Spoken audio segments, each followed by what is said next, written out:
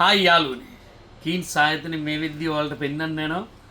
ඕල්මෝර් කිව්වම ඔයාලා ගොඩක් අය දන්නවා මේක.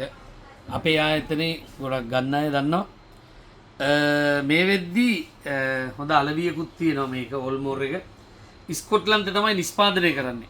හැබැයි මේකේ විශේෂත්වයක් තියෙනවා මේක අවුරුදු 3ක් බැරල් එකේ පදම් කරලා තමයි මේක වෙළඳ පොළට නිකුත් කරන්නේ. ඒක තමයි ගොඩක් විශේෂත්වය. මේ ගොඩක් අය මේක රසයි කියන්නේත් ඒකයි. හොඳ මේ අරක්කොල හොඳ මේ රසට මේ එකක් මේ තියනවා කියලා කියන්නේ. ඒ කියන්නේ සැර අඩුවෙන් පළතුරු රසක්.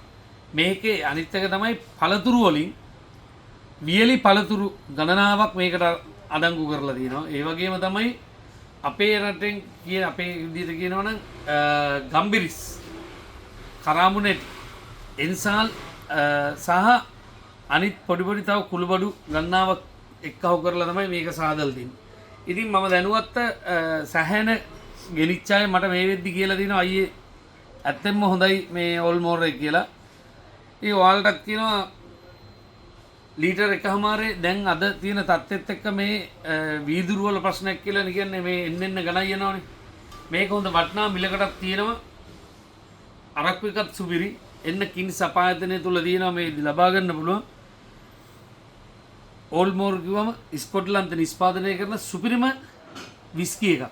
බීලා බලන්න වෙනස වටහා ගන්න. කින්ස් ආයතනයට ඇවිල්ලා ලබා ගන්න පුළුවන්. එහෙනම් ජය වසීරවන්ට. ජය